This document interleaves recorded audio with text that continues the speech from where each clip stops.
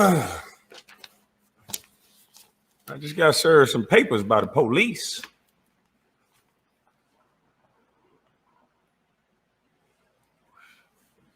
I have you know, young lady, you like to got me shot over a lie.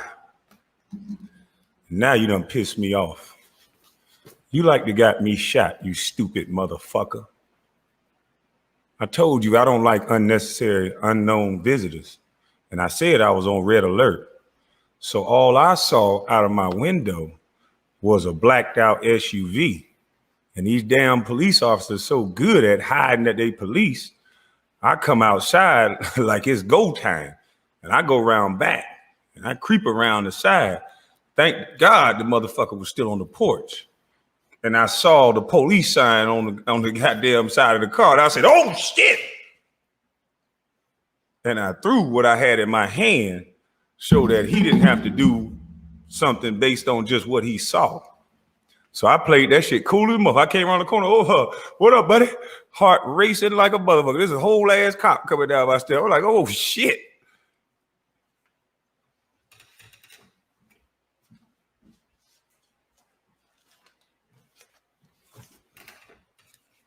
So you like to got me shot. See, police officers don't tend to understand. He was a black cop. Shout out to you, brother. Not to say it'd been any different if you white. I don't know. I don't think. But all I know is my goddamn heart been racing ever since. You sent the police to my house over a lie, huh? That's a goddamn shame. It's a goddamn shame how they use some black women. This is my first baby mama. My son is almost 22 years old. Matter of fact, I think he is 22. When I first went viral, this baby mama called me and said, oh, you owe me some money. I said, what? Fuck, I owe you some money. Oh, I'm going to put him in school. Because you're supposed to pay till he get out of college. He ain't been in school in 2 damn years. You the one who said he wanted to be a motherfucking barber.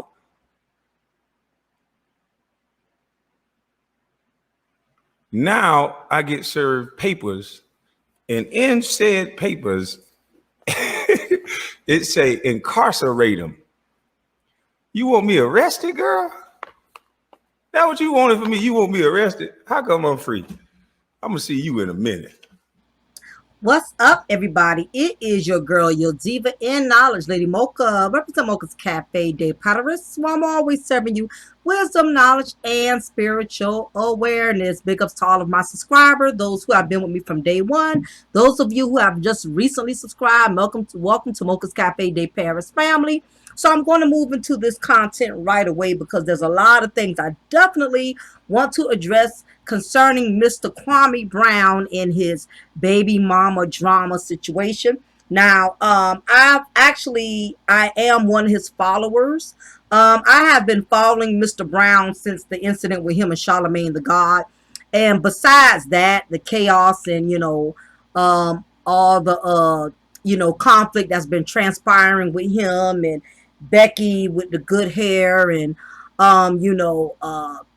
just all the controversy that's been surrounding Mr. Brown, which is the reason his channel began to grow even bigger once he got involved in some controversy with people, starting with Charlemagne Brown, bringing up this man's personal business. And of course, anybody who's being attacked or anybody who feels like their business is being put out there on display, of course, they have the need to respond. And it's only important that you clear your name and you set the record straight, especially when other people are giving their own intake on something that's personal involving you. So, of course, he had every reason to definitely go in on these individuals who were coming for him when he was basically minding his own business, and basically, these guys brought it upon themselves. So whatever you put out there, that's what you got to get back. It is what it is. But now that he has gotten through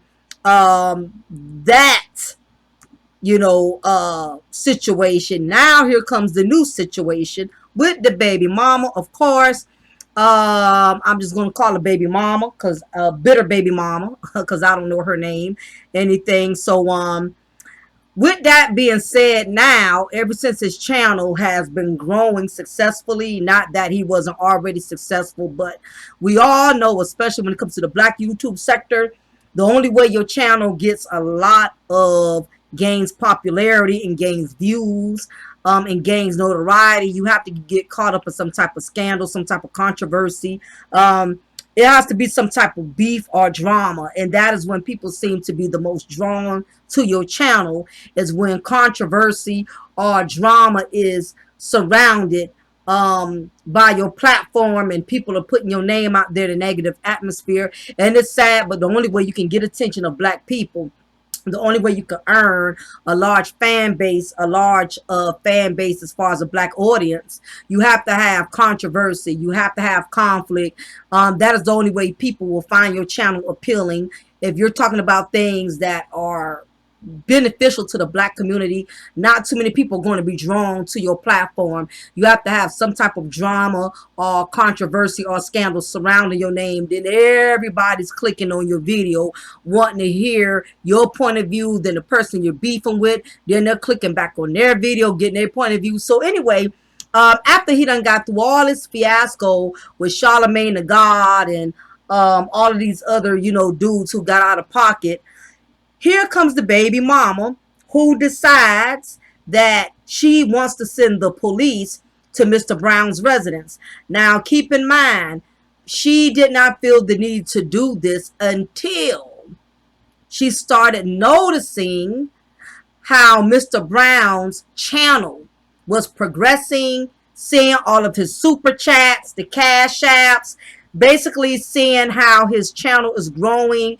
and how his channel is profiting off of the super chats, off of the donations. And what Kwame Brown, what he's doing is no different from other content creators such as myself. It's nothing wrong with a content creator obtaining donations or obtaining super chats. It helps your channel to grow. It helps you to be able to expand your platform. So there's nothing bad about that. It doesn't matter if you're successful or not.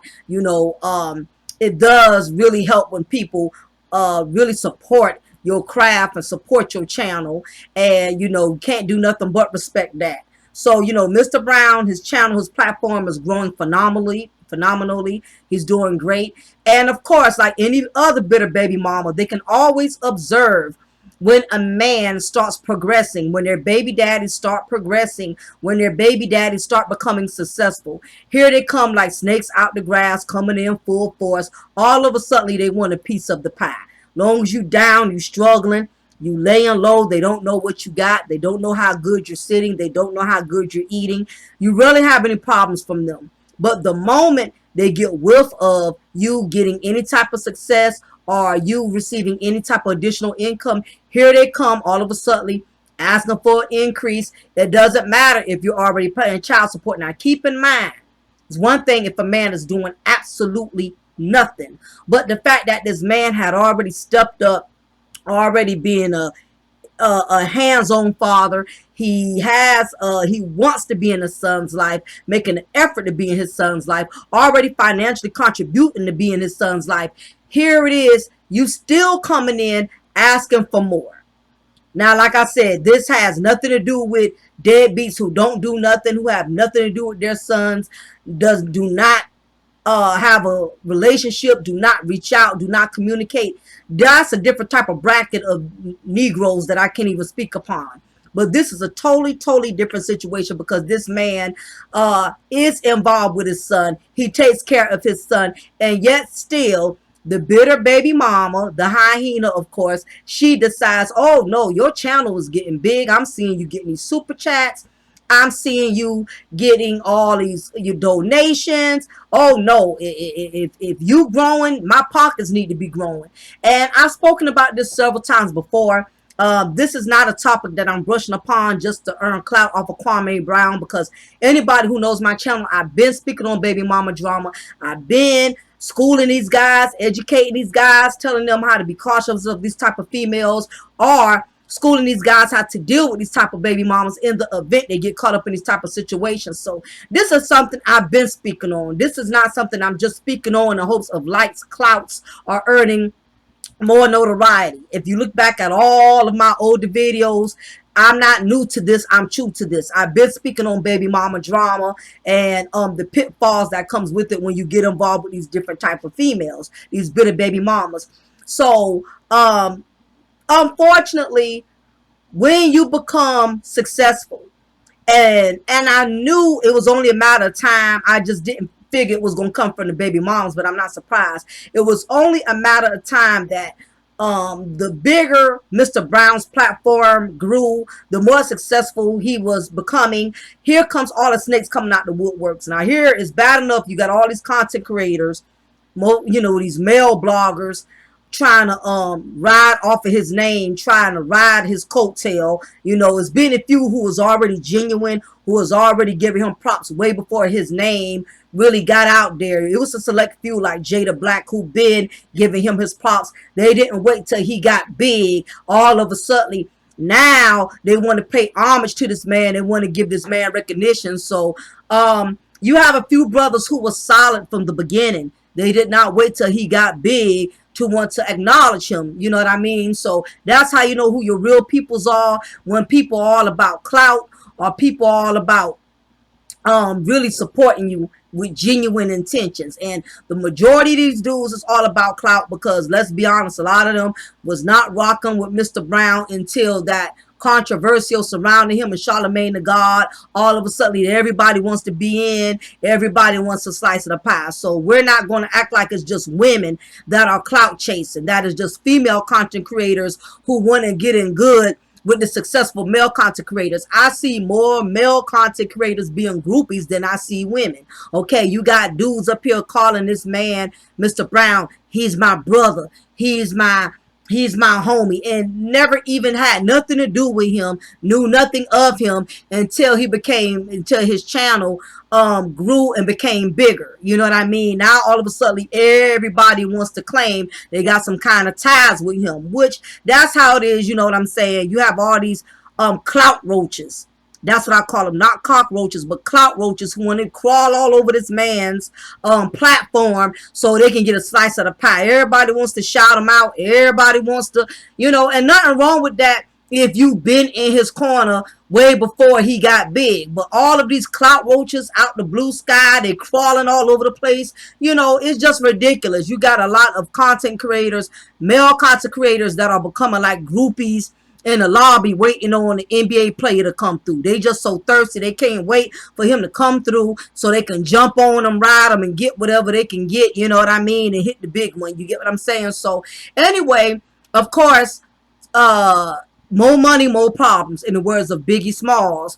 Once his channel started really accelerating, not that he was not already successful, but it's just that his channel enhanced the success he already had. Here comes the baby mama. Now she's coming out of the woodwork. She wants more money. So what she did was she sent the police to this man's residence, and with all of the controversy that black men have been experiencing with these police, it was a very messed up position for her to put him in, because when if he was one of those guys who didn't think straight? When if Mr. Brown was one of those guys who didn't use his common sense, who didn't use spiritual discernment? He could have easily jumped off the deep end, snapped, you know, thinking these men that was coming to his house was intruding his property, trespassing. Things could have went totally left. He could have missed and came out there with a gun. The police could have took it like, okay, you know we the law, and because you're a black man, you're trying to shoot us. It could have went totally left, and we know this because like I said, ever since, you know, everything that has happened, you know, with black men and police brutality surrounding the law, you know what I mean? It's just been really, really risky, you know, and it's unfortunate, you know what I'm saying, that Lord, it's just really unfortunate that black men cannot really confide in the law. Ever since the George Floyd situation, I couldn't think of his name. Ever since the George Floyd incident occurred, black men are way more fretful and have every reason to be whenever the law approaches them. So just the fact that she could have jeopardized his well-being by having these police come over to his residence. It would have been different if he went to her house and he attacked her, he put his hands on her, or he threatened her on the phone and she had a recording stating that he threatened he was going to kill her, something major like that, then yeah, you know, terroristic threats and acts, that's different. But the fact that she's just doing this out of maliciousness and to try to gain power, this is nothing new under the sun. There are many men of all colors that go through this, not just black men, it's white men, Puerto Rican men. Men go through a lot with these women abusing the child support system, abusing the fact that the child support system is very sexist, that they are willing to do everything that's in the best interest of the mother, even though it's supposed to be in the best interest of the child. So basically, she decided to do this coincidentally soon as Mr. Brown's channel started blowing up, started progressing. Why she did not do this before this man's platform started gaining a lot of notoriety and views. Now she decides to pull this stunt. So you already see the motives, you already see the intentions behind her pulling this stunt. But I'm going to pause and I'm going to continue to let him keep speaking more on the story. And I'm going to be coming in as Mr. Brown is speaking, and I'm going to be giving my intake. In a minute. I'm going to see you in a minute. See, it's a shame. It's a shame how some of you women do, because shout out to my agent, Jeff Warnick. He done passed away. See, my agent, he was a little short Jewish guy, and he gave me some advice that I did not listen to because I didn't have my father in my life. This young lady used to be in my high school classroom. She used to cheat off my paper sometimes. Sometimes I cheated off her. Shit, we was cheating buddies, and then we was freaking buddies. So this woman's life is so fucked up because she makes poor choices. She was messing with me my senior year in high school, but she was dating another guy that was in college. She used to goddamn turn the dryer on in the little outside porch room. You know how you turn that washer and dryer on in the South? You got them little front porches. She turned that goddamn dryer on while mama and daddy ain't hear nothing. I told you I was quiet tearing some ass up.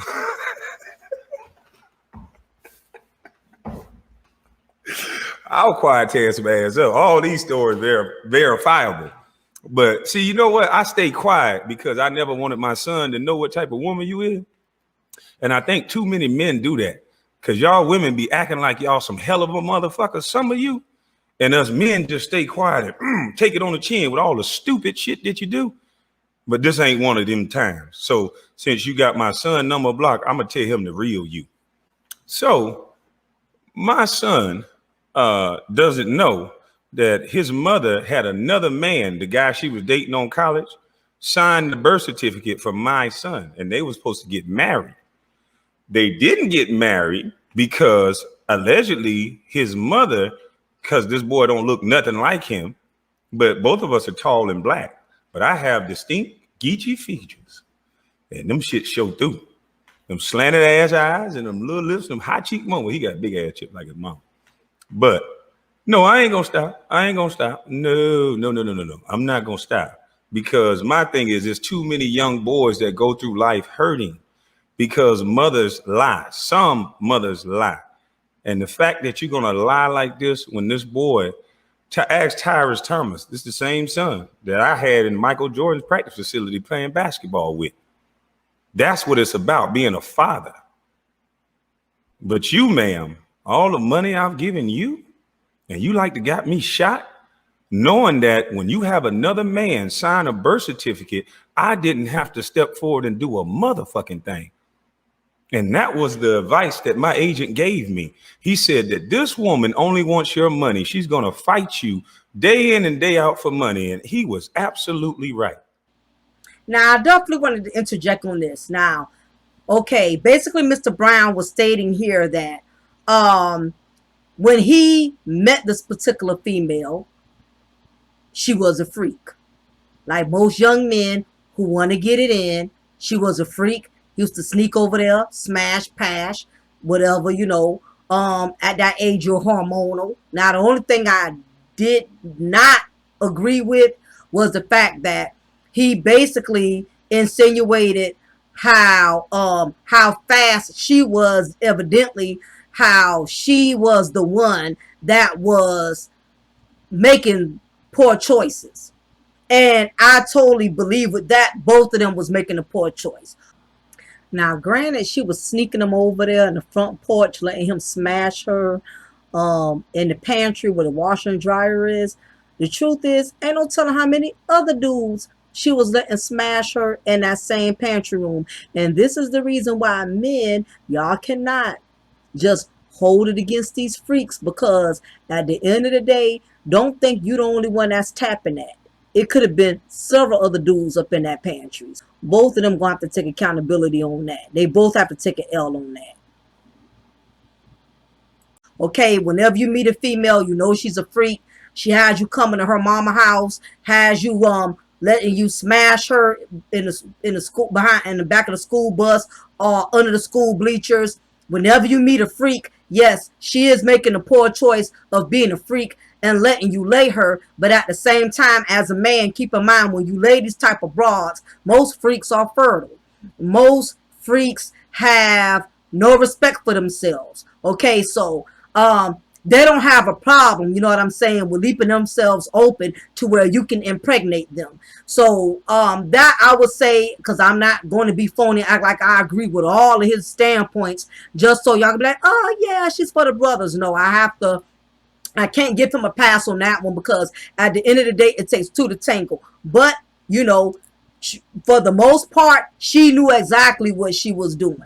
Okay, so when she was letting him come over there and smash. All right, as the woman, I always say, I'll hold us more accountable to a higher degree. I'll hold us to a higher degree, because at the end of the day, dudes, they can smash and pass and keep it moving. We the ones that stuck having to raise the child, having to beg for child support. Women, we do put ourselves in positions where we make bad choices, and then we want to play the victim. Then we want to make the father seems like he's the deadbeat, when we put ourselves in the same situation that we very well could avoid it, like he could avoid it. So that part, I didn't really too much agree upon, but I did agree with the rest. I totally know there are women who have done this. They will sit up here and be having promiscuous sex with more than one type of guy, but it's a certain guy who they really want to get pregnant from. It's one who they already got their eyes set on, that they really want to make their baby daddy. So what tends to happen is you have females who intentionally will let dudes lay them in the raw, hope to get pregnant from them. But where a lot of females like this are dumb at, they not only go raw with the men they want to get pregnant from, they go raw with the nigga they don't want to get pregnant from. So here it is, when they get pregnant, they can sit up here and lie and tell the man who they really want that you the father of this child. You the only one I've been with. I ain't let no other dude smash me. You the only dude I'm letting hitting this. Meanwhile, they know good damn well they had another dude hitting. And when the child gets here, one thing as a mother, any woman can lie and play crazy. But when you have a child and you see that child, you can look at that child's features, physical features, and know who's the father of that child. A lot of y'all try to sit up here and play dumb. Well, I didn't know. Well, he looks like him. A lot of times your female intuition will tell you, I might have wanted him to be my baby daddy, but this is who really the father of my child. But what happens is you have females who so badly want to convince themselves, they want to believe their own lie. So they will make themselves believe that the man they want, the man that they desire, especially if they feel like that man has way more to offer than the man who really is the father, they will program it in their minds to believe this is my child's father. They will make up shit. They will mentally make themselves believe, oh, his nose look like him, his eyes look like him, he sneezes like him, little boo-boo farts like him. You know, we women want so badly. When a woman so badly wants to believe her own lie, she will make it make sense. Okay, she will make it make sense and go so far as to making it make sense. She will make a man sign a birth certificate, knowing it's a big probability that he's not that child's father. But you have a lot of women like this, and you know, a lot of sisters, y'all not gonna be honest, but we got girlfriends, we got female cousins, we all know a trifling ass female. We got a homegirl that's a trifling ass female, we got a female cousin, we got a sister. Every black woman knows a trifling ass sister, okay? If not, that trifling ass sister could be you, all right? So we all here, when you deal with these kind of females, you're friends with them, you got them in the family, you will hear them say some dumb shit, but because that's your friend, that's your sister, you know, even if you was to keep it real with her, she's going to disregard what you say, or she's going to try to manipulate the situation, so you sit up there and let her talk crazy. Oh, I know Daryl, my baby daddy, because see, me and Daryl, we've been smashing every night. Okay, yeah, you've been smashing Daryl every night, but you did let Bobby, you let him smash you one time. So you swear in your mind, because that's what you want to believe, that you've been letting this dude Daryl smash you 20 times. You swear it's going to be his, because that's what you want to believe, even though you let Bobby hit once or twice in your mind, because you want to believe, oh, it can't be Bobby's because we only slept twice. All it takes is one time. It don't matter if you've been smashing this dude over here 20, 30 times. But it's a lot of trifling ass females. They pull this stunt all the time. They know it's a probability it could be another man's child. But they are going to convince themselves to believe this is my child's daddy because this is who I want. He's successful. He's fine. He got money. I don't want Pookie. Because at the time, you know, Kwame was probably a Pookie, which we know he's not now. But at the time, he probably was on Pookie status, low value status. And she didn't want him being a baby daddy. You get what I'm saying? She wanted this other dude who she felt was going to be more successful, who she felt like she was going to benefit from the most, had she had a child from them. And I've had girlfriends who intentionally got pregnant from men who they felt was going to be more of a benefit to them, only to find out, oh, it's the broke Pookie.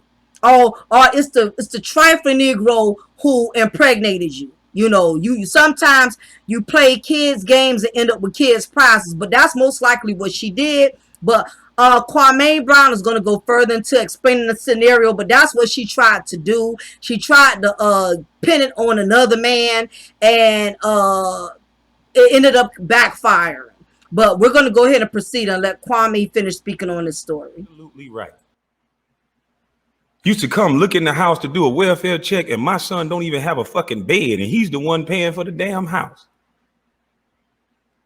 She got so many other goddamn kids that I'll go in my son's closet. He got bullshit from Walmart. The other little girls in there got goddamn black girl everything. This boy sleeping. This boy 6 foot. At the time he was about 6'5", sleeping on a goddamn twin. I said, "Oh shit! Send me some money for a bed." Fuck no, I'm gonna send the bed. Why you gotta send the bed? And you would like to got me shot. You like to got me shot in my own fucking yard. Wow. I guess going viral, boy, ain't all what it cracked up to be. Why you ain't goddamn? See, that's the thing. So I hate about some of you women, because some of you vindictive as hell. This the same woman that is, if I ask to go to a hotel with her, I tell her, you married, stop it. I don't want you no more. And that's the sad thing. I got pictures, I got texts, I got everything. I don't want you, woman. I don't want you.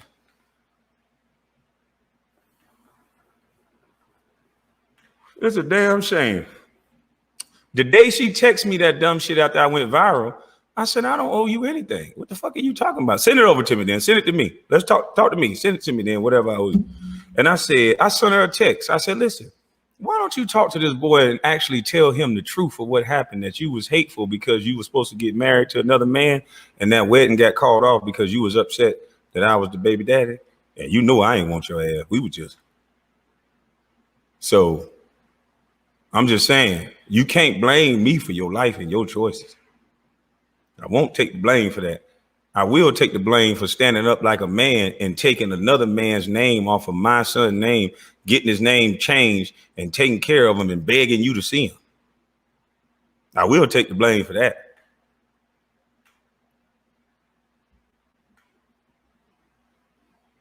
And your husband a duck. I told him that. He's a duck. To have you do this type of shit, he's a duck. And that's why I had to make you quack that day. You know that day. I just don't want you no more. I done changed. I'm not doing that shit no more, okay? I'm going to be interjecting a lot because he's definitely hitting a lot of significant points that I wanted to address, because this is something a lot of men experience and a lot of men go through. It's a lot of men out there that are sending child support and the money is not being used to support the child. There are all women out there living lavishly while their children are living in poverty. As he stated, his son wasn't even sleeping in the bed that fit him, didn't even have decent clothes, but yet her children from other previous relationships had nice clothes. They had nice things. He wanted to buy his son a bed. She did not want him buying the bed. She would have preferred the cash. She'd rather have the money come to her. And it's a lot of men who experience this. Most of the time, the women, if you're a real mother, you don't care how your child gets what they need as long as the father is contributing. It does not matter if he's putting the money in your hand or if he's actually buying the item that your child needs. But you have a lot of women, mostly the deadbeat baby mamas, because we always want to keep referring deadbeats, the word deadbeat, to fathers as if there's no deadbeat mama. But a lot of these deadbeat mothers, even the ones who the court grants full custody of their children, even if you're getting full custody, it does not make you less of a deadbeat, because the judge does not know you for who you are, as what type of mother you are. The judge only knows that the law is designed to make sure the mothers get to benefit the most when it comes to custody battles. That's how the law is designed. You know, it's better now. You have a lot of men now that are getting more rights compared to how it was back in the day. But even still, the law, the family courts are very sexist. They make a lot of decisions that favor the mother, no matter how unfit or unstable she is. Unless you could prove the mother is on crack, unless you could prove the mother is a meth head, or something drastically happens, like the child gets hurt or gets injured in her care, is basically beating a dead horse. There's not too many men that really get the courts to really be fair and reasonable and look at who's the better parent.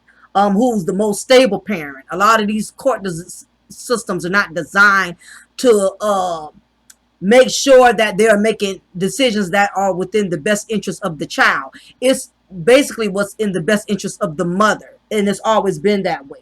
Now you have, as I stated, you have a lot of these women, they get the income, but it does not mean that the child is benefiting from the income, because at the end of the day, it's not about child support supporting the child. It's about child support supporting the mother who has custody of that child. And it doesn't matter if she's unfit. It doesn't matter if she's unstable. It doesn't matter if she's one of those females who be in the club twerking, getting in free before 11 o'clock, drinks half off after 12. It does not matter. The courts does not take into consideration if the mother is really fit for the child. They don't observe the whole situation. They don't make sure that there's caseworkers that thoroughly look into how these women are taking care of these children. That's how welfare was designed back in the day. Welfare used to come to your house. Welfare used to make sure that you wasn't taking the money and buying other things with it, and the child is walking around here looking like they from the Feed the Children Association. Okay, but now because so many women are getting child support and welfare, it's more welfare recipients than they are welfare caseworkers. So a lot of these caseworkers are overloaded, they overwork, underpaid. So a lot of the way the system is designed, these women can get away with a lot more now compared to back then because it's too many of them to keep up with. They don't have assigned caseworkers who can just pop up on them, unless they get in Section A housing. I think with Section A, they get an inspector every 6 months or a year. But that's nothing because the inspectors only come once in a while. And then they know when these people are coming. So they have time to clean up or make themselves look like they're fit mothers. They have enough time to, plant the stage and make it look like they're fit because these inspectors, these housing inspectors, they only come once in a blue moon. But back in the day, welfare caseworkers, they came to your house unannounced. So if you had Mr. Charlie sleeping in your living room, and at that time men were not allowed to reside in housing, period, you would lose your benefits. But these females today, they get away with a lot of murder. So he's not lying. Because a lot of women that go through that, and most of the time it's always the greedy females that want more money, the ones that ain't doing nothing with the money that they got. You're not even doing nothing with the $1,000 you get a month, but you up here every time you hear the baby daddy getting a little bit of income from somewhere. Now you want $2,000, but you ain't even doing right with $1,000. Whenever a rat smells a little bit of cheese, they running out that rat hole and they run into that trap. And they don't care if the trap snap on them or bite them. They want a piece of the pie. So basically, this man was already giving her money. Mr. Brown was already giving her money, but she wanted more. And meanwhile, she's living lavishly while her son was living in poverty. The son's money was taking care of the whole household. And this happens a lot. You can have a man that only has one child from a woman. But if she has 5 kids, you better believe his child support is going on all 5 of those kids. Even if the other baby daddies ain't doing shit, ain't got shit, ain't worth shit, all of her kids are going to get taken care of off of that one income that's coming from that one daddy. And it's not right.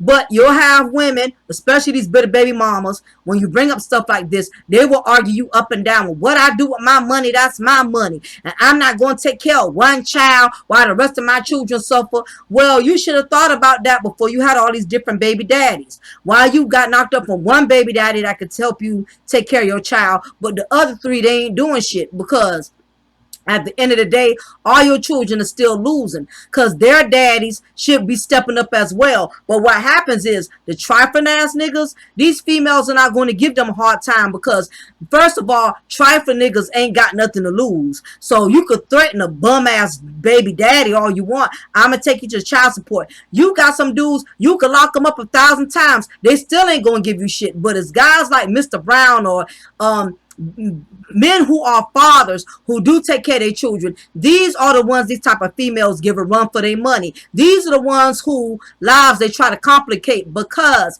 they know these men stand more to lose. All right, Kwame, he knows he has a lot of businesses. He has a lot of things that he has going on for himself. He has a lot of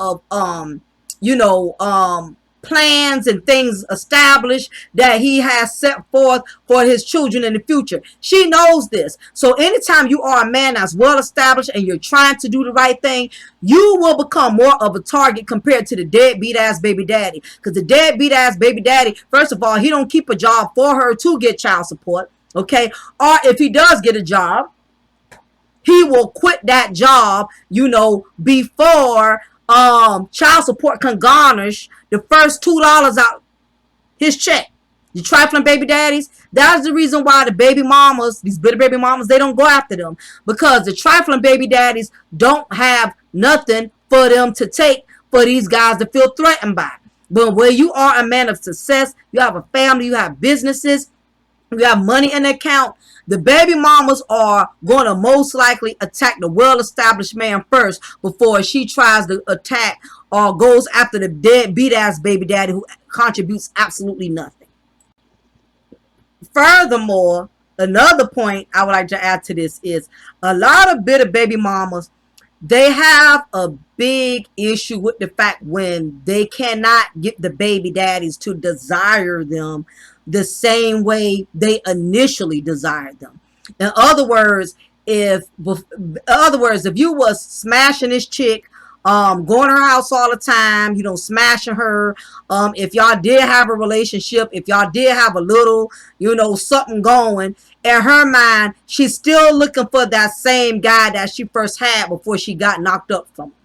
You have a lot of these baby mamas who feel like once they have had time with the penis, for some strange reason in their psyche, they feel like they own that penis. They feel like there's ownership to the guy who the penis belongs to. Okay, and what a lot of the women are not understanding is just because a man gives you his penis or gives you his dick, it does not mean that he will give you him.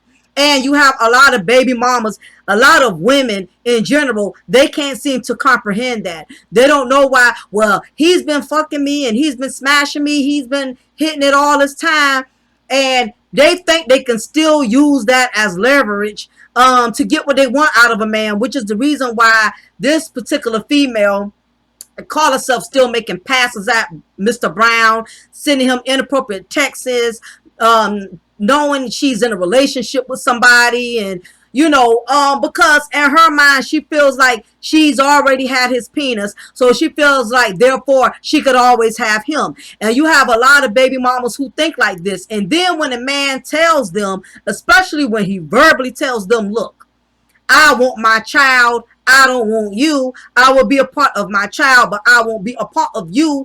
This is like a double-edged sword, okay? This stings her to the highest capacity because she automatically feels like, because she has a child from you, she automatically feels a sense of entitlement. She feels like whatever she wants, because y'all have a child together, that she's automatically entitled to that. And the moment she cannot get what she believes she's entitled to, that's when the drama queen starts coming out. Okay, most bitter baby mamas cannot handle their baby daddies not wanting them no more. Now, a baby mama who has truly moved on, she's happy with her life, she has a new man, she's in a good space, she don't give a damn about what her baby daddy does or don't do, as long as he's taking care of the kids, as long as he's holding up his end of the deal and he's spending time with his children. She don't care about that. But a miserable baby mama, she still has a desire for her baby daddy, because either the dude she has, the dude she's with, she's not happy with him, or B, she still has feelings for the baby daddy. It's one or the other, or hell both. You know what I'm saying? So that is the reason why she's holding grudges with Mr. Brown, because in her mind, she still feels like she's entitled to getting whatever Mr. Brown has. She feels like she's deserving of it. Like a lot of these baby mamas out here feel like, hey, I done had the dick, I done had your child, so I'm supposed to have you whenever I want to have you. Not. I also would like to add to this too. She was also upset and took out her bitter venom on Mr. Brown due to the fact that the wedding she was looking forward to having, that wedding did not go through. So it basically ended up striking out on both ends. The man who she tried to move on and marry, the wedding thing didn't work out. On top of that, she's trying to make passes at Mr. Brown. She's trying to still rekindle whatever it was she thought she had with Mr. Brown. And because he has already verbalized to her, I don't want you like that. Whatever it was, whatever we had back then, that was then. I'm not into you like that. Now she's double burnt.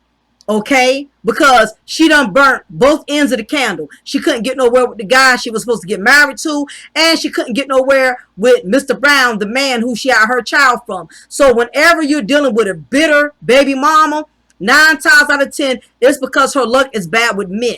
So the closest person she could take it out on is the baby daddies, because there's no other man for her to take all her misery out on. So therefore, the baby daddy is going to be the first person in line when it comes to attack.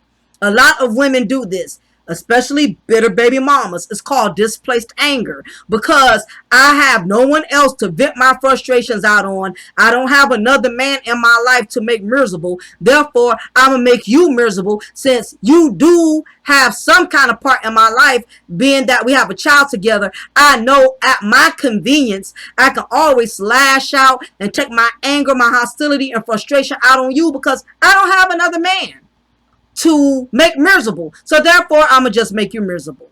Continue. Bitch. Son, I'm going to tell you this, boy. Once you grow to a man and you a man of means and you put that thing down, some of these girls going to do anything in their power to take that from you. Your mother only mad at me because she can't control me. I'm not one of them tell you what to do type of guy. I'm not. And that's why she attracted to me still to this day with her husband. And that's why when she asked me that stupid shit, I said, well, let me talk to Jaden. I got the text to prove it. I said, whatever you saying I owe you, let's just say I owe you something. Whatever you say, I just would rather have a relationship with him. So whatever, I said, let him be a part of this. Whatever I owe you, let me give it to him to start a business. Now tell me what you said after that. Because all you're going to do is take trips to Disneyland. We can go down your Facebook timeline.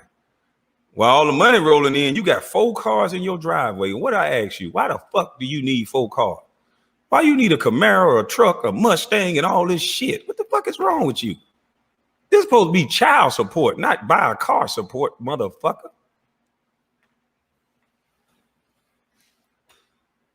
It's a goddamn shame. Bitch, you almost got me shot. A man that done gave you more money than you done worked for. You've made more money off my son than you've worked for in your career. And you like to got me shot? When one of my buildings I own, my son is going to be a recipient of it if something happened to me. And you too stupid to understand that? Because you like to spend money and shop all the goddamn time, and you got a basketball player, baby. You got to spend. She's not considering the fact that Mr. Brown helping his son to actually have a business versus her just getting money for her to shop and spend with. She's not looking at future-wise how she can still benefit, but most importantly, how her son will still benefit. Because what a lot of these females are not understanding is child support does have a cutoff. Period. It is going to end, especially if the father has been paying monthly on time. Once that child is 18, in some states, if the child goes to college, they can continue to get child support up until the age of 21. Bottom line is, child support has a time frame. It has an expiration. A lot of these women, they don't think like that. They just want the money in their hand. And that's big of him to even propose the fact that he can give his son something more fulfilling, which is a business. Not too many women get that type of offer from the father of their child. A lot of these men, they'll just pay their fee once a month, keep it moving. They don't give a damn about the child's future, if the child has a business, if the child has some other cushion to fall back on. Because the majority of these men know when they pay child support, it's just most of the time it's going. The mother is not going to use it for what it's supposed to be used for. She's going to use it for rent. She's going to use it for lights. She's going to use it for cable, for her nail shops, City Trends, Rainbows, hair supply store. She's going to use it for other things other than the child. She's most likely going to use it for things that are not going to benefit her long-term wise.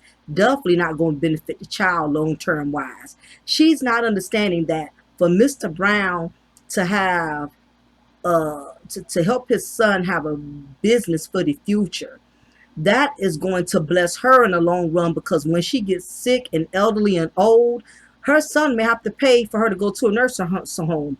Her son may have to pay for her home in the event that things don't work out with her and her husband, and they get divorced and she has to pay that mortgage on her own. She's not looking at the fact that by Mr. Brown helping his son get a business, how it's also going to benefit her, but it's especially going to benefit her son, because even when the child support is over, she's not thinking about the fact that her son is going to have a business that's going to take care of him for a lifetime. And if her son has kids, it's going to help him take care of his kids for a lifetime.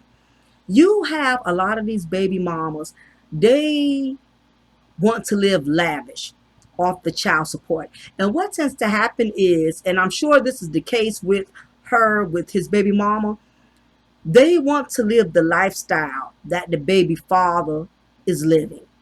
They think because the baby daddy got a Bentley, the baby daddy owns X amount of acres, the baby daddy owns uh uh 8, 9 bedroom mansions.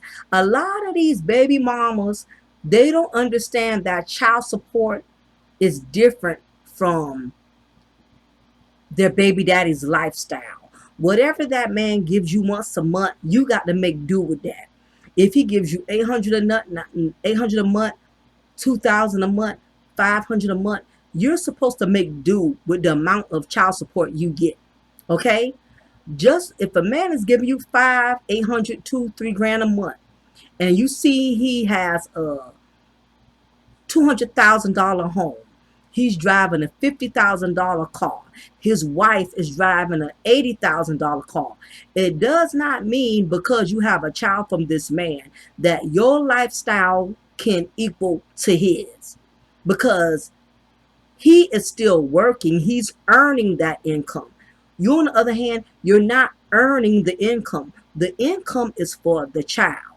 Okay, so a lot of these baby mamas, they try to measure up to their baby daddies. And this is another thing. A lot of these baby mamas want to compete with their baby daddies. Instead of them using the income based on the fact for the best interest of the child, they're too busy trying to stunt and compete and keep up with their baby daddies. Oh, him and his wife, they got an 8, 9 bedroom mansion. His wife drives a BMW. He drives a Porsche. I'm his baby mama. I shouldn't be pushing a Toyota Camry. I shouldn't be pushing a Toyota Corolla. I should have a Rolls Royce. If his wife is driving a BMW and he has a Lamborghini, I should have a Mercedes convertible. This is the biggest misconception. These baby mamas think they're supposed to live like the baby daddies. You cannot live like your baby daddy. Okay? He's not responsible for your lifestyle. He's responsible for contributing to the child, not for your lifestyle. But the problem is, she did not want Mr. Brown giving the child the money, or planning or helping his son to invest in a business for his future, because she's looking at the fact she's not going to be able to put her hands on that. A lot of these females, they are so narrow-minded, and this is the reason why, he probably did not read the response that she replied when he made that proposal to her, because 9 times out of 10, if she's ignorant, 9 times out of 10, she probably replied and said something real funky like, I'd rather get the money so I can do what I need to do. The hell with his future. What about now? The hell with planning him a business. I got stuff I got to do now. I don't have time for that. Whatever it was something that Mr. Brown knew if he was to expose that, it would really make her look even more trifling than what she is. You get what I'm saying? 9 times out of 10, if she's asking, if she's already looking for more money, we can just about guess what the response was when he made that proposal to her. She wasn't going for it. And it's a lot of baby mamas who feel that way. They don't care if the baby father can offer something more fulfilling, something more worthwhile. They want the money right then and there so they can do what they want to do. I know men who have agreed, I will buy my child clothes. No, I want the money.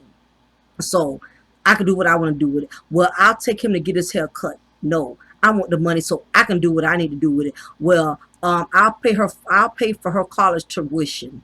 I'll pay for his school uniforms. No, they want the money. You know why? Because it's not about the child. It has everything to do with what they want to do with the money. To be continued.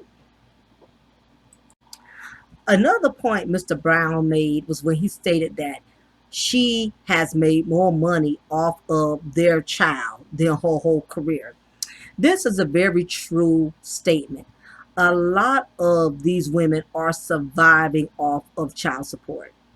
The same men who they disrespect, the same men who they call deadbeats, the same men who they complain don't give them enough of child support. A lot of them would be homeless had it not been for child support. A lot of them would not be able to pay for their utilities if it wasn't for child support. A lot of them wouldn't be driving nice cars if it wasn't for child support. The truth is, a lot of these women who love to complain and give their baby daddies a run for their money, a lot of these women, they would not make it without the child support. It's the contradictory and the fact that these women are complaining that the father of their children are deadbeats, the father of their children are losers, the father of their children aren't a real man, but yet they will take the money from that deadbeat. They will take the money from that no good man. But then it's the contradictory of, well, regardless of what, he's supposed to give my child money. He's supposed to take care of my child. Okay, now which one is it? He's a deadbeat, but whenever that deadbeat deposited those checks once a month, you spending that money. Now which one is it? Oh, okay, so he can be a deadbeat, he could be a bum ass nigga, but you gonna spend that deadbeat bum ass nigga money, because even though in your mind you feel you're entitled because that's the money of your child, well, if you really feel he's a loser like that, test his gangster and send him back his money. If you really want to make him feel small, if you really want him to make him if you really want to make him feel insignificant, if you really want to prove a point to him that you are a woman, send him back that child support. No, you're not going to do that. Because again, it's that contradictory that a lot of women have strongly learned to live by.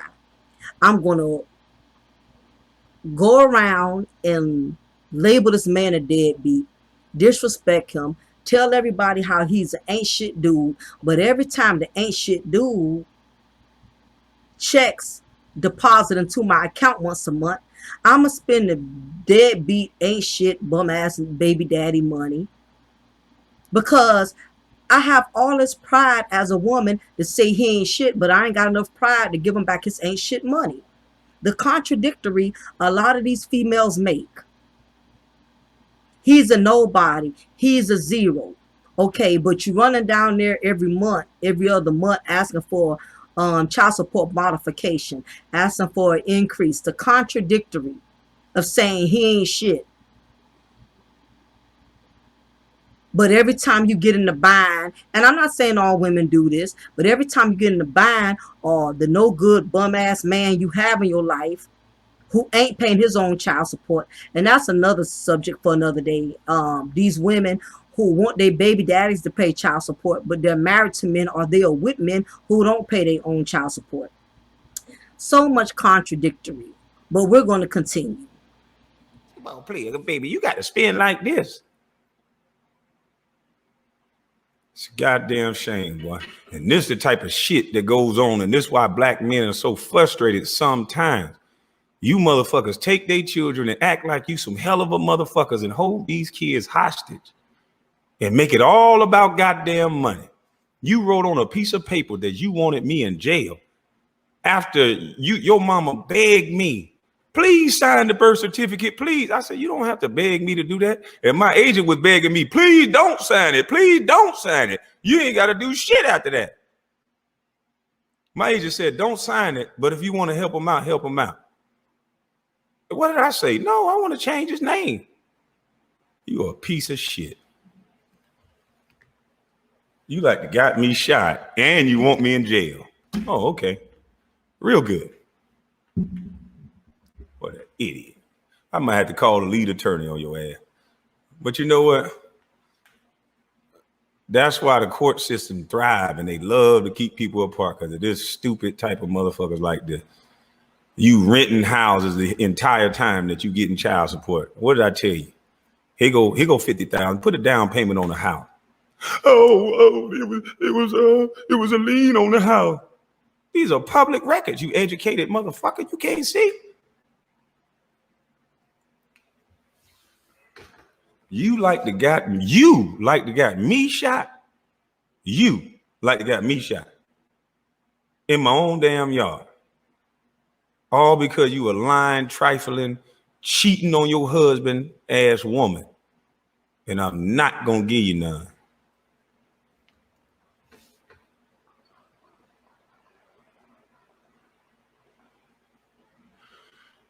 I go viral, I get a call from you. I go viral, I get papers. Why you ain't send this to me a while ago? Why now? Sad motherfucker. You gotta earn this shit, baby. You gotta earn it, baby. This boy is a grown man and you still trying to use him for money. Jesus Christ. Yeah, I could have kept it to myself, but this is the way I'm gonna talk to my son, and that's what I chose to do. But thank you for the advice. It would no more would a woman try to shame me and I don't hit back, because there's two sides to every motherfucking story. You're not gonna tell me what the definition of a man is when I know I got a boy out there trying to be the better version of what he think I am based on what his mama is telling him, and his mama just so happened to not be telling the truth. And this might can help other young brothers that's going through the same thing. Stay strong, don't give a fuck. Now, keep in mind, I'm going to be pausing in between Mr. Brown's content because I got to reiterate, because there's just so many insightful things that he's been addressing, and I have to intervene in between the content to give my intake. If you want to view his full content, please go to his YouTube page, and it's under the name of Kwame Brown Bust Life. That's Kwame Brown Bust Life. He is the owner of this content. So if you want to see it all the way through without any interruptions, please make sure you go to his channel, support his channel, make sure you subscribe. I'm a subscriber there as well. Just thought I would put that out there because this is his content. By the way, this is fair use, only for commentating, entertainment, educational purposes only. So I wanted to reiterate on him speaking in regards to the fact that she used the law, the fact that she called the police and got them involved because she wanted to prove a point, because she wanted to gain leverage. And it's far too many women who pull this stunt. And it's, in me being a correctional officer, I see a lot of men that are constantly getting locked up over pettiness, all because they wouldn't kiss a woman's ass, they wouldn't bow down and do what she say, because she thought she was going to use the kids to get what she wanted. And he got to a point where he said, you know what, I love my kids, but if it's going to take all this for me to be a part of them, I'm out. I don't want no parts of it. Oh, okay. Since I can't use the child to make your life miserable and you walked away from me and the child, well, I'm going to just use the law. There's too many women who abuse this privilege, and I resent the fact that the law does not hold women accountable when they get the police involved for foolishness, for pettiness. It's bigger things that the law has to deal with. Is real crimes, is more severe things that the law should be involved in. And a lot of these women, they take advantage of the law that's in most cases in favor of women, and they use it to their advantage. And all of this was just very unnecessary. It just was way out of line. The fact that this man, once he was aware that this was his child, nobody had to beg him or ask him twice to sign a birth certificate. Do you know how ornery that is to know that a female betrayed you and had another man sign his child's birth certificate. The fact that he had to spend money to get that man's name removed so that his name could be added to that child's birth certificate as the biological father. Do you not see how honorable that is? Do you realize, had that been any other man, that they could have left it just how it was so the other man could have been responsible for making the payments on child support? If Kwame was a, if Kwame, I keep calling him Kwame, I got a cousin named Kwame. If Kwame was a shiesty ass dude, do you know he could have very well walked away and became just as bitter as her and said, you know what, fuck it. Since she wanted to be grimy and let another nigga put his name on my child's birth certificate, guess what? I'm going to let him and her have it. I'm going to let him deal with the headache. I'm going to walk away. That was his collect 200 pass go moment. And the fact that he did not do that, that already lets me see how big of a champion he is in the whole situation. Because had that been any other man, they would have took that as a free meal ticket and bounced. This lets you know this man's true character. And this is why I have a lot of respect for Mr. Brown, because unlike a lot of these other male content creators who I don't respect, Kwame keeps it real. He lets you know, guess what? I made mistakes. I was a wild boy back in the day. I was smashing chicks. I was wilding out, but I'm not that man today. I can respect a brother who talks like this. The rest of y'all content creators, y'all just want to bash women day in and day out, and y'all are never man enough to be transparent about the shit y'all have done, about how y'all used to smash all type of trifling chicks back in the day. A lot of y'all aren't going to be man enough to do that. You're going to sit up here and tell women they're below average and all this other stuff, but you're not going to be transparent about the low level bullshit you have done before you became knowledgeable in life, in women. A lot of these content creators, these male content creators, they're not going to be transparent and keep it real. And that's what sets Kwame, that's what sets him from above the rest. Because this man is letting you know he's not putting it all on the woman.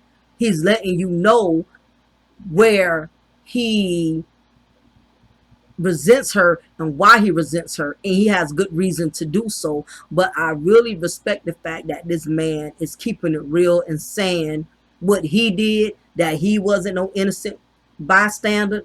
He was just as much in the wrong as she was. He realized, well, he made mistakes, but guess what? He manned up. He didn't just put it all on her like this trifling black bitch. She messed up. She made this choice. He's also taking accountability, and I can respect that, because a lot of these brothers, they don't take accountability. It's automatically the woman's fault. So big ups to Mr. Brown for showing and displaying that a man can still own up to his faults and still be respected for his truth. So I can definitely commend him in that. I also respect the fact that, out of respect for his son and respect for her as the mother of his son, he was very quiet about all of the things that she has done. But now that she has tried to make him look like the villain in the situation, I don't blame him. Now he got to put her on blast. Now he has to tell his son the truth, because the unfortunate part is a lot of these women, most of them, in most cases, not all, but most of them, they will never tell their children the truth. They always try to make themselves look like the good guy in the situation. A lot of these women are not going to be truthful and tell their kids the truth because they don't want to look bad. They're not going to tell their children, well, I was a hoe back in the days. Mama used to be a freak. Mama used to be the thought on the block. I was smashing all kind of dudes before I got knocked up by your daddy. Or I intentionally got pregnant from this man because I wanted to keep him. Or I knew this dude was married, but I got knocked up by him anyway. I don't know too many mothers that have been very honest with their children, about how they was conceived, about how they deceived or manipulated, to conceive children. It's not too many of them. I don't know too many. I can't name one woman am I off the top who I can say who was honest and told their daughters, told their son, I'm not gonna lie, I was trying to secure the bag. I knew your daddy was big time. I knew he was this big time NBA player, this big time NFL player. And honey, I didn't want to get knocked up from no bum ass dudes. I was trying to get the highest bidder, which was your daddy, because I knew he was making all of these figures and I wanted to live lavish. I wanted the good life. Not too many of them, they're not going to do that. It's going to automatically be he's a deadbeat, he's a bum ass dude. It's straight project, project, project, project. And that's what a lot of these bitter baby mamas do. I've even heard one or two occasions, I've heard men be honest and say, I'm not going to lie, I was hitting everything. I did bring it upon myself that I knocked up your mama because I was a wild boy. I was loose, I was raw dogging all type of chicks. Your daddy was wild back in the day.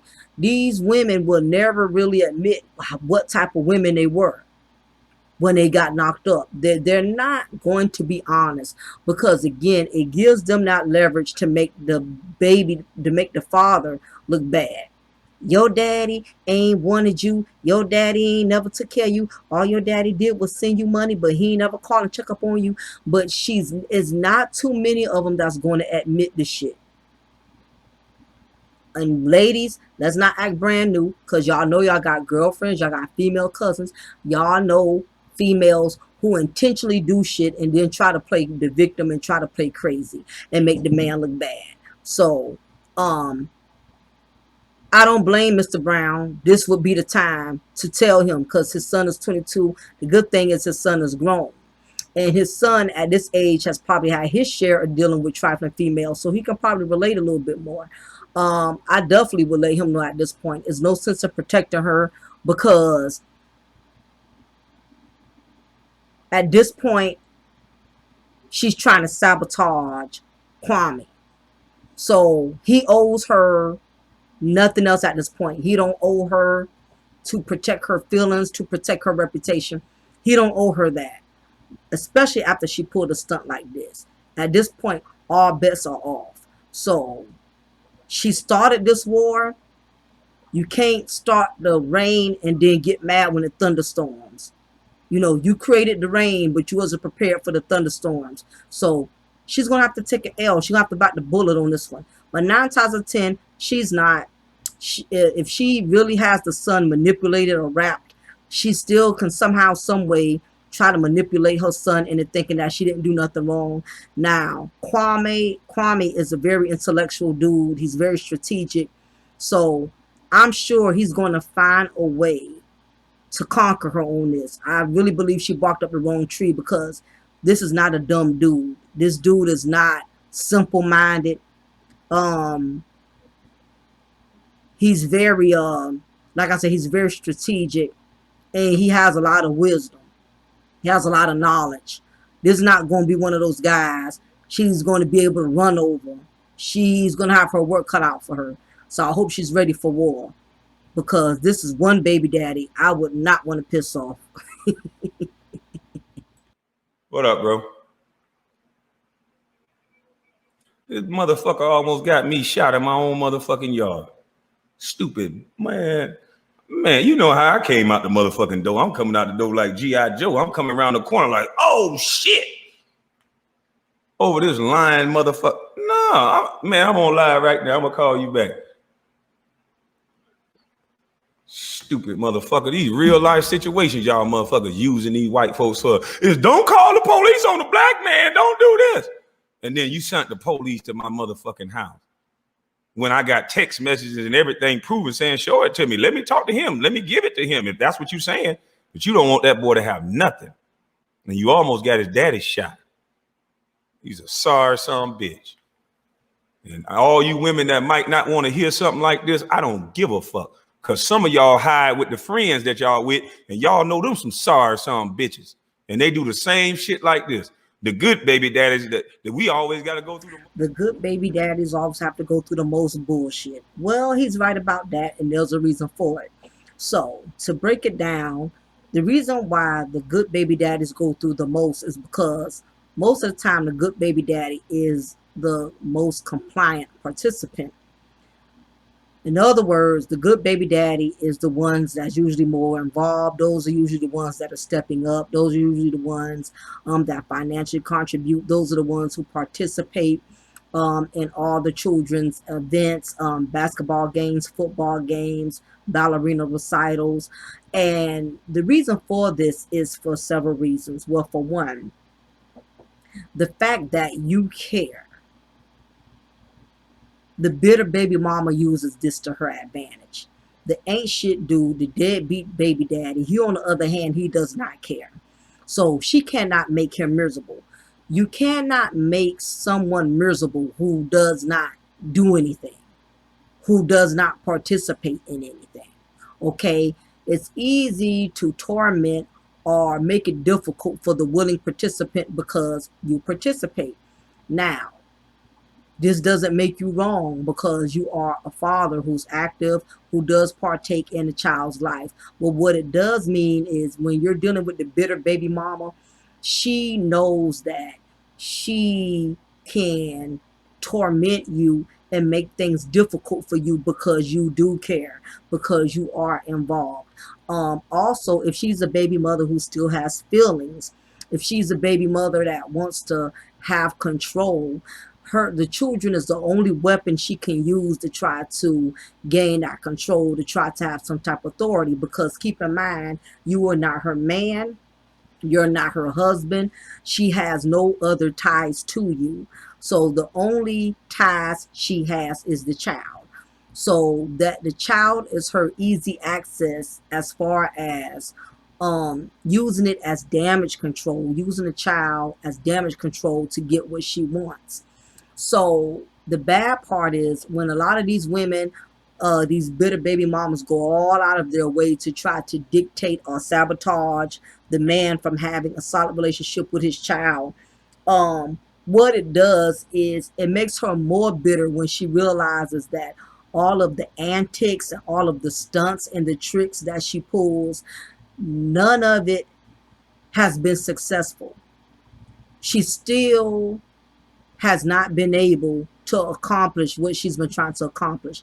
You have a lot of these baby mamas, these bitter baby mamas who go all out their way, being vindictive, being malicious, manipulating the child, making up lies, getting a law involved. They do all this extracurricular bullshit to basically try to conquer the baby father. And sometimes, but in most cases, sometimes it works, but in most cases it doesn't, because what it does is it helps the father to be more prepared. Like, okay, since she's going to be this vindictive, I'm going to have to lawyer up. I'm going to have to start finding other ways to connect with my child without having to go through her. All it does is it makes the man more prepared, and it makes him more willing to understand that, okay, this is the bullshit I'm going to have to go through. So what I'm going to start doing is I'm either going to A, fix it to where I'm illegally get my rights so I can have a part of my child, my son, my daughter's life without having to go through you, specifically through the court, which means if she reneges or if she does not hold up her end of the deal through the court order, she can get locked up. She can get arrested. She can get in trouble. Or you have some men that don't always have the legal means to be able to afford to get attorneys, to get lawyers. So some men, as much as they love their children, they would just unfortunately count their loss and say, you know what? I'm going to take care of my child from a distance. I'm going to send my child support. But as long as I got to go through her to be a part of my child's life, I'm just not going to deal with my child. I love my son. I love my daughter. But before I go to jail and catch a case because I'm going to hurt her, I'm going to snap because I'm a human being, I would rather just walk away. Now, here comes that bitter baby mama contradictory. When they torment a man or they aggravate a man or pull all his vindictive stunts to make a man get to a point to where he's willing to give up. This is where the contradictory comes in at, where you're not a real man. You're a deadbeat. How you going to let what me and you go through, how you going to let that intervene with the fact that we have a child together? Oh, so I get it. Other words, you want to run me raggedy with my child when I call and want to get my child for the weekends, when I want to spend time with my child, when I want to buy things for my child. I want to spend time with my child. You tell me, oh, he can't be with me this weekend. I want to spend money on my child. Well, why you got to spend money on him? Why you can't bring the money to me? I want to take my child out of town. Well, why he got to go out of town with you and your new bitch? I don't want my child around all these new bitches. Anything just to try to make a man's life complicated, but then they'll turn around under the same breath and say, you're a deadbeat. When you get tired of having to be disrespected to get involved in your child's life, then it's that double standard manipulation, reverse psychology. Well, you a deadbeat. How you just gonna let? Because I disrespect you. You ain't no real man because I cuss your ass out. You ain't no real man because you can't take me disrespecting you to be a part of your child's life. It's that contradictory. Because the truth is, guys, you have some women that are so miserable, they want to make the father of their child miserable. Especially when it's personal shit not going right in their life. They got a man, but he ain't shit piece of dude, living off of them, not contributing, not being a real man. Instead of her taking the frustrations out on a deadbeat ass dude that's wearing out her sofa, wearing out the buttons to her Netflix remote, she'll take it out on you. I know a lot of sisters who do this. They are more angry with the baby father who provides than the bum ass dude that's living off of them, taking advantage of them, or the other bum ass baby daddies who ain't doing shit. And again, it's easy for a woman to bitter baby mama to take her frustrations out on the father who cares because she knows that you care. But then under the same breath, when you get tired of the bull and you say, you know what, I love my child, but to keep the sanity and to keep the peace so I don't go to jail where I really lose custody and I really lose all the rights to not seeing my child, I'm just gonna wait till little man get 18, till little mama get 18, when she's old enough to come to me on her own. Then I'll do for my child. And guess what? I respect any man who does that.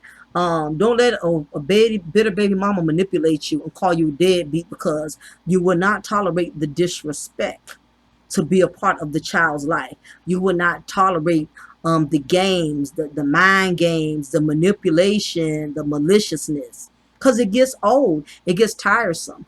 And I've stood on the sidelines and watched men be disrespected. Decent men, not men who do fuckboy baby daddy stuff, like they get the child, but then you drop the child off on their mama so they can go out and be with their freak of the week.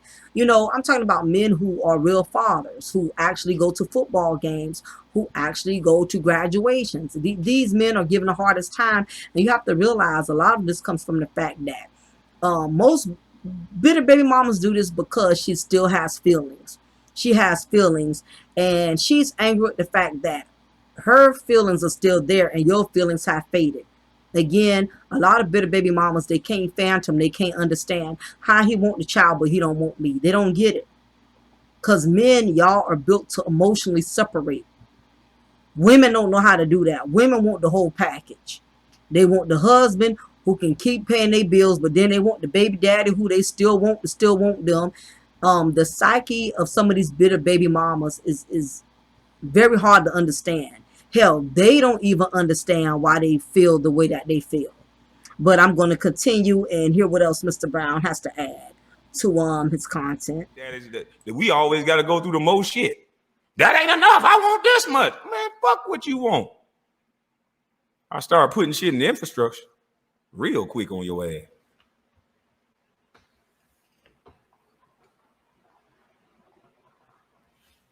My elbows ashy. I've been out here working all goddamn day, and you goddamn send the police around to my motherfucking house. Lost your goddamn mind.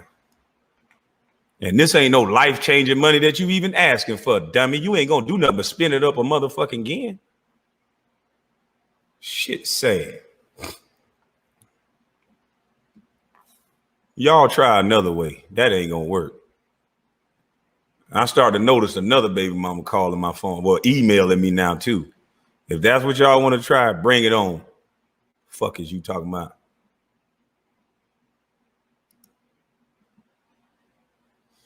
All right, we're gonna play this video by self-talk. All right, gentlemen, keep in mind that when you have more than one baby mama, monkey see, monkey do. Why do you think all of DMX's baby mamas started coming out with lawsuits, wanting to have a share of his estate? Once they saw one baby mama doing it, here come the rest of them. This is what you have to deal with, unfortunately, when you have multiple children from multiple women. One woman, one of us is headache enough.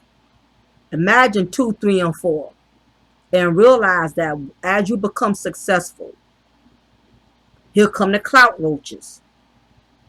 They coming out of nowhere, crawling all over the place, trying to get a piece of the pie. This comes with the territory. When you become successful,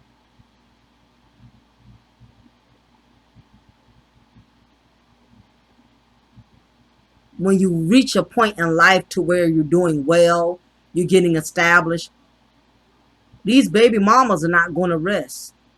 Because, again, it's that sense of entitlement. They don't just, it's more than just a child support. They want to live how you live. They see you living a good life, especially if you have a wife. You got a nice home. You got nice cars. Mr. Brown said it earlier in his video. I mean, in his content, how she have 4 cars in her yard. What for? Because she wants the lifestyle that Kwame has. And what a lot of these baby mamas do, they know they cannot, they'll never have the privilege to marry that man. They know they are just a baby mama. So what a lot of these women will do is, well, since I can't be the wife, I'ma just make sure I get X amount of child support. That way I can live the same lifestyle. They want the lifestyle. It's more than just the child support. The child support is the resource. They want the lifestyle. How dare you have 3, 4 cars and I just got my Toyota Camry? How dare you and your wife, even though you are this NBA player, you're in a whole totally different financial bracket. I want what you want, even though I never worked a day in my life. Even though I've only been waitressing at Carrie Hilliers. Even though my other baby daddy's don't give me a damn thing, but I want to live the life like your wife. I want to live the luxurious life if you're not married. The moment these gold diggers, these bitter baby mamas, get a whiff of you making an extra little dollar, they want it too. It got nothing to do with the fact that they didn't put in the work you put in. That they didn't earn it like you earned it. They still want a slice of the pie. But in the rest of Mr. Brown's video, he talks about other things, different topics that wasn't related to this particular issue. But I thought that it was imperative that I talked about this due to the fact that I've been discussing on my channel centuries ago how far these bitter baby mamas will go to try to prove a point. Especially when it comes to a dollar. Realize that when you become successful and you share that success, or your success becomes well known and is brought to her attention, if she's a greedy baby mama, she's coming in full force. She's not going to sit there and be happy with them $2,000 checks, with the $2,000 she gets a month, when she knows you living in a $1 million home.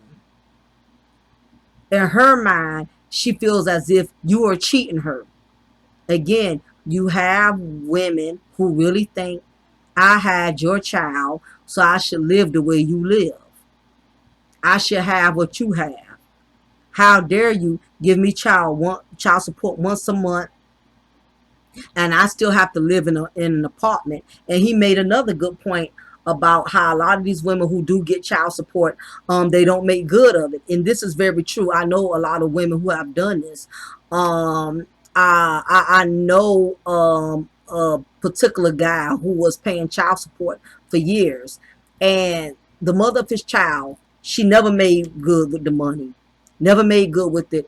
When she was getting the money, she was taking the money, living in apartments that she could never own, renting from other landlords, paying rent in houses that belonged to them. She was not smart with investing her money. And a lot of these bitter baby mamas, a lot of them are not smart with their money. They will bitch and complain and go to the courts and raise hell and get nasty with the judges and constantly complaining that their children don't have all of what they need. And when the judge grants them these amounts that they're asking for, they don't do shit with it. She did not do shit with her child support. Out of all them 18, 19 years she was getting it, she was buying cars that kept getting repossessed. Like I said, paying for places that she would never own. A lot of these women, they don't think future wise. They look at the fact that these big old checks that's coming in once a month, they think this income is going to come forever. They never plan. They never put the bread up to where one day when a child becomes 18, 19, they could own a home. And a lot of these baby mamas, they're already receiving benefits, not only from the baby daddy's child support, but they're also living off of Section A. Some of them are living in governmental housing. They're getting all of this assistance, plus on top of that child support. And it's sad to say, but a lot of them don't own nothing. Then they turn around and look up their children grown. The child support stops because once these men, as long as they're paying their money once a month, every month, and they're paying their money on time and not missing a beat, eventually the child support is going to expire. And a lot of these women, they don't think about it because they're too busy getting their hair done, too busy getting their nails done, too busy in the club twerking. They don't prepare for the future. You look up, your child is grown. And what some of them would do when they know their children is getting grown, what a lot of them would do, they'll get pregnant again. If they know they have a 17, 16-year-old, they only got 3 more years of child support. If they're fertile enough, they'll go get knocked up from the next sucker. You have a lot of women, they will not be able to survive this world if it was not for their children. A lot of women are living off their children. Their children is their income. God forbid if something would happen to their children. It was a woman who was living off of child support for years, had one daughter from a man who was a longshoreman, making big money, getting them big checks. And when her daughter died, she had to move out of Section A housing. The man didn't have to pay child support no more. That all came to an abrupt end. And a lot of these women, they don't think like that. They're so busy being vindictive and malicious. They don't plan for the future. They don't plan and say, okay, I know eventually my child is going to get 18. All this money I'm getting from him, I'm not going to be getting this money just to keep paying on an apartment that I'll never own, paying other people's rent, helping these landlords pay their property tax once a year. No, I want my own shit. A lot of these females, they don't think like that because they're too busy trying to stunt. They want to live the lifestyle the baby daddy is living. And what you have to realize is your income is different from your baby daddy income. Just because he's living in a mansion and he's living in a gated community, he has 3, 4 cars, and you want to be vindictive and prove a point that you can live as lavish as he is. So you put yourself in debt trying to prove a point, getting cars you can't afford, getting expensive townhouses, condos that you can't afford. And next thing you know, you look up your child 18, you have nothing to fall back on. Too many women play these games. Too many women get this money, and they don't make good of it. It doesn't matter how vindictive or malicious you are. If you're not a woman who does not handle her business, if you're not a woman that does not know how to budget her finances, if you're the type of woman who loves to live bigger than your income, it does not matter how much a man gives you, you're going to stay broke. Because you don't know how to prioritize. You have a lot of women, they don't know how to prioritize. I know women who got furniture more expensive than a whole damn apartment. How you have $3,000-$4,000 sectional sofa that's made of real leather, but you're staying in somebody else's apartment. You'll be surprised at the priority of these women. Or you getting all this money once a month, but your children walking around looking like Scrappy Doo. As Mr. Brown stated, his son didn't even have a real bed to sleep in. And y'all don't want the man to buy anything. Y'all want the cash, as if you're going to do the right thing with it. I know women who have raised hell for years about child support. The children are grown, and guess what? They ain't doing no better than what they were when the kids were little. Still living in the projects, still living off Section 8. And keep in mind, Section 8 does have a time frame. After 20 years, you don't get no more Section 8. 20 years, that's it. And it's sad that a lot of sisters aren't understanding that the welfare system is actually pimping them. You want to call your baby daddy a deadbeat, but I'm going to tell you what the real deadbeat is. The deadbeat is the system, because the system is setting a lot of y'all sisters up for failure. They're putting y'all in houses that y'all will never own. They putting y'all in houses that y'all can never pay off. They putting y'all in homes that they'll keep supplying the money for, but eventually you're going to have to move out. And Section 8 changes so many rules, or the landlord could decide, you know what, I don't want to rent out the Section 8 anymore. I'm tired of dealing with these different single mamas and baby mamas moving into my home and letting their children destroy my walls, tear up my blinds, mess up my carpet. I'm just renting out the regular tenants to regular people who aren't on Section 8. These women don't understand anything that has to do with the government. It can change at any given moment. It can change. They change the rules as they go. The real deadbeat is the women that is dependent on the system and not planning how to get off of it. Because eventually, no matter how much you lean on the system, they can change the rules on you at any given moment. A matter of fact, where I live, there's a certain project subsidizing area.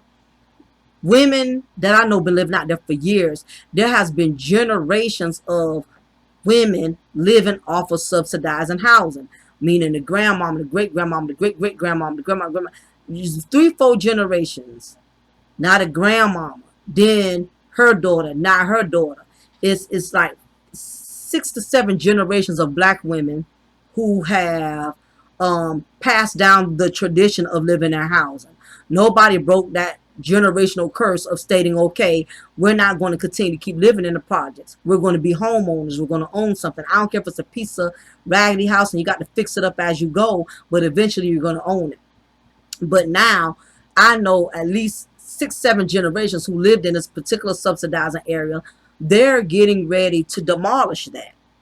Because what's starting to happen is a lot of these communities, they're getting away from public housing, because public housing has become like cancer as far as bringing in a lot of crimes. Most criminals that were raised in the projects, they come from poverty. And what's starting to happen is a lot of the projects draws a lot of negativity. And what's starting to happen is a lot of communities are starting to do away with the projects. They're tearing down and demolishing these buildings, and they're making it into new low-income subdivisions, which, I mean, the mindset of the individuals who live out there is the same, but it's not quite the same as it was compared to the early 90s, where pretty much everything goes. Housing then got stricter now. They checking criminal backgrounds. They're doing a lot of thorough background investigation. So if you got a son or a daughter that's been a tyrant in the projects, and there's been issues with you getting put out and evicted because of these things, the moment you put in your social security number thinking you're going to move into these, the moment you do an application and you put your social security number on there thinking that you're going to be able to move right back into these new income housing conditions. A lot of people, a lot of these management, the rules and regulations and the policy of these new low income houses, they're not tolerating that.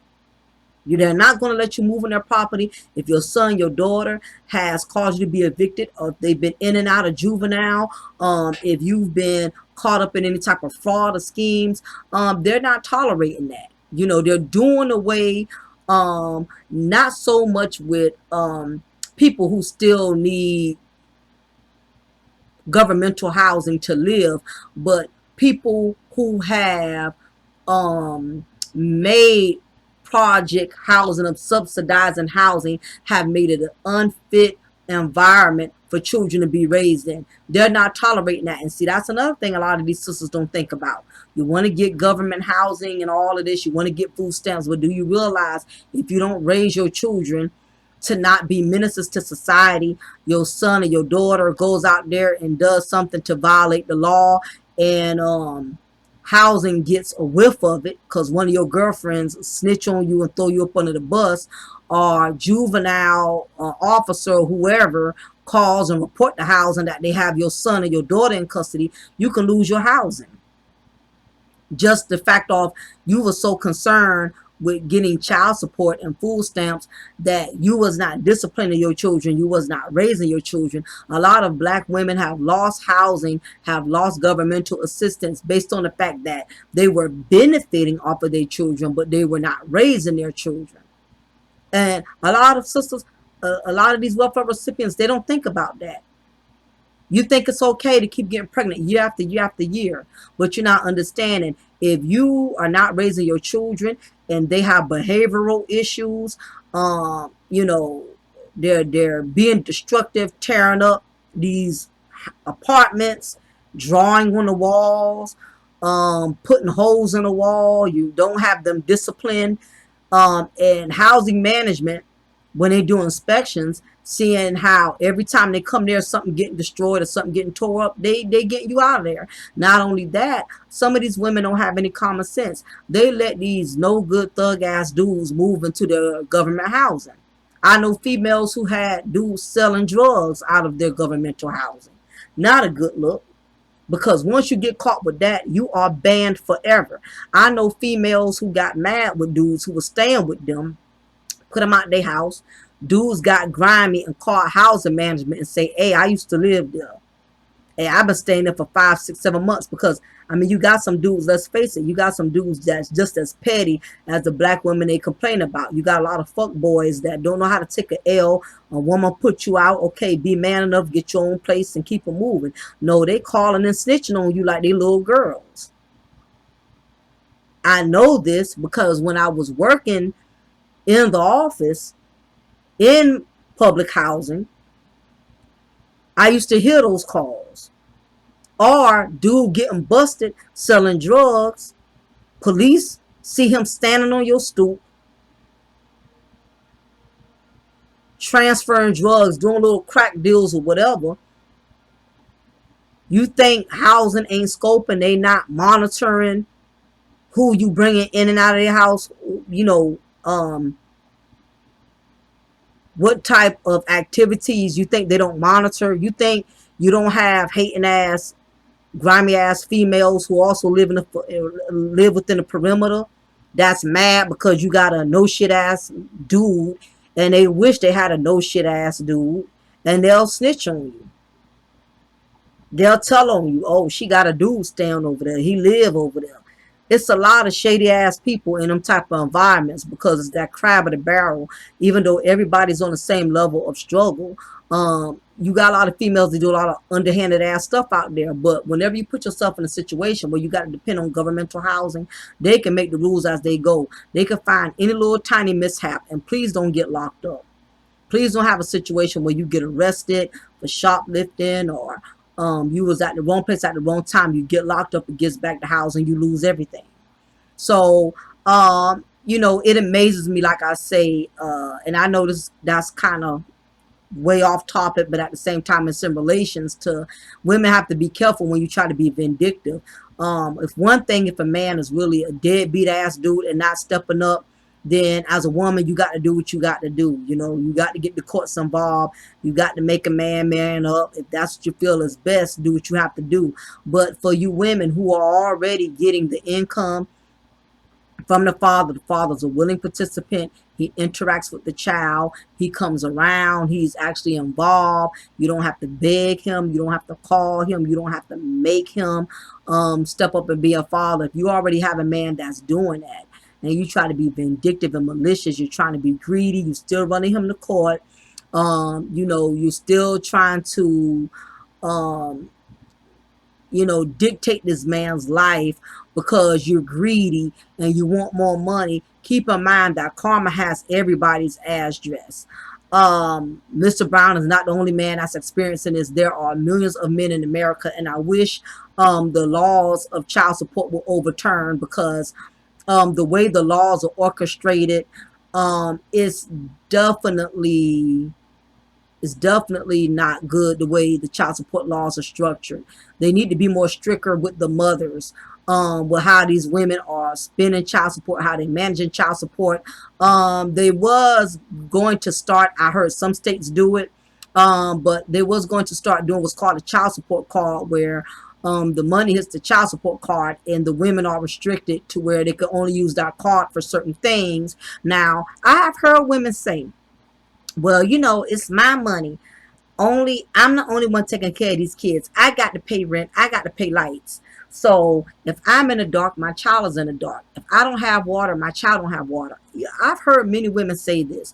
But the reason why I can't give y'all a pass, because my thing is, if you didn't have children, wasn't you going to have to pay for rent anyway? That's just an adult. That's not a baby mama thing. That's an adult thing. Wouldn't you have had to pay for lights without children? So that's not an excuse. Really, child support is not supposed to go on rent. It's not supposed to go on lights. It's supposed to go on the child. If you have a job and you are working, your money goes on the utilities. Okay? Or if you're going to use the money for the utilities or whatever, you make sure the children are still taken care of. It makes no sense for you to have the lights and water, but your children are looking like they're from a third world country. Or you have a $2,000-$3,000 living room set from Rent-A-Center, but your children have been rotating the same outfit at least every 2 days. They've been wearing the same outfit so much that little man, Spider-Man draws, the Spider-Man and came off of it. That's how many times he has been wearing the same pair of drawers. Or your little girl hair is never done, never permed. You'll be surprised how many women will go around here and act like they the best of mothers, and they are not. And they think because the law has it orchestrated to where they're the ones who have the primary custody, that they are good mothers. Note, just because you are a parent that has full custody, that does not mean you are the better parent. And that's a misconception. And that's why these child support laws need to change. They need to have it to where these women have to take that income and make sure the children benefit off it. Those cards should only be used for children's clothing stores. Should only be used for school supply stores, places like that. They definitely need to put restrictions. My thing is, if the government could give these women housing, and the government is already supplying those things, then the government should have the right to say, look, you're not going to spend your child support card here at Juicy Seafood, where you can get the Low Country Bowl on special for $72.99. No, you cannot spend this card at Rainbows. No, you cannot spend this card at City Trends. No, you cannot spend this card at your local beauty supply hair store for hair bundles. No, the card could only be used this place, that place, and so forth. But you know what? You'll have females up here raising hell. Nobody tells me how to spend my money. Nobody tells me how to take care of my kids. It's that contradictory. Nobody can tell you what to do with your kids, but at the same time, you're depending on people to help you with your kids. You don't want the government telling you how to spend your money, but at the same time, the government has to supply you with food. The government has to supply you with housing. It's the contradictory. Because again, a lot of these sisters have learned to lie to themselves and manipulate the system. But as I stated, karma has everybody ass dressed. So definitely big ups to Mr. Brown. I'm sure he's going to get this handled, because Mr. Brown is definitely not one of those dudes that's not going to take it lying down. So I hope she has her war clothes on, and he's not the only guy. You have a lot of men who have stepped up and taken custody of their children. Look at Usher. He got custody of his boys from Tamika Raymond. Look at Ludacris. He got custody of his daughter. It's a lot of men that are not taking it lying down. They are fighting back. You know, for those of you who have been fighting, but the law has not been working with you. If the law doesn't do anything, don't worry about it. Karma definitely will. So anyway, y'all, I just want to give my intake on this. Who is the real deadbeat here? The deadbeats are the sisters that are taking advantage of the system. The deadbeats are the ones that are trying to dictate good fathers who are stepping up, who are financially contributing, who are involved with their children. We need to be more careful with how we pass the word deadbeat around. So anyway, y'all, leave y'all comment below. Let me know what y'all think of this. Give me your opinion. If this is your first time hearing and viewing any of my content, please make sure you like, share, subscribe. Please hit the like button. It's free. It's not going to cost you anything. Those of you who want the Cash App $, DYMONDGYRL. I'm always getting ready to say Yahoo, but it's $DymondGyrl. So definitely, like I said, this video was just for me to give my own intake. I wanted to react to a lot of the points he was making because, again, I know a lot of men who are dealing with this type of problem right now. So hopefully anybody else who's in this situation, hopefully you can learn something from Mr. Brown's experiences, and hopefully I was able to enlighten you as well. Lastly, before I get ready to end this video, I would definitely like to say why I don't respect a lot of male content creators, but I do respect Kwame Brown due to the fact that he is one of the few brothers who I've been listening to who really keeps it real. He's been very transparent with things that he has done with women. He's been very honest about the mistakes he has made with women. He just does not critique women or criticize women or bash or badger women without admitting to his part and his mistakes and his failures as a man. And I'm so glad that men out here like him do exist, that they're willing to be transparent, because there's not enough of black women who hear black men be transparent and really let their guard down and really express their feelings, express their emotions. Most black men do not speak with his level of compassion, with his level of knowledge, because they're so busy bashing women, so busy bashing black women, criticizing black women for not taking accountability, for black women being thoughts and things of that nature. They're always, a lot of these male content creators, they generalize a lot of women and put them in the same box, put all of us in the same box. But what I can respect about Kwame Brown is that he shares his own personal experiences. He doesn't do like a lot of these male content creators where they hide their failures.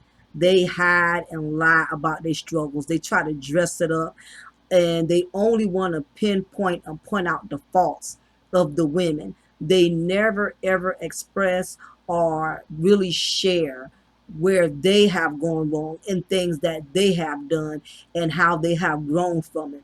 What I can respect about Mr. Brown is he has been very transparent. He has been very open, sharing his mistakes through his youth and how he has grown from them as a grown man. And for that, I give him much respect.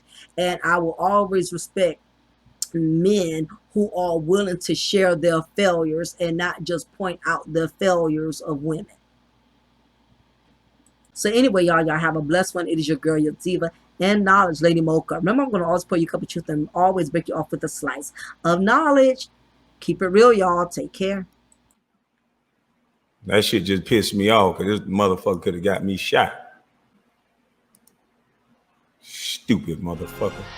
Every sister just elbow another sister, say he should have listened. Every brother, would you tap another brother and say, I should have listened to her? God help me. Old saints, y'all forgive me, but I got to tell you, these hoes ain't loyal. You got to find somebody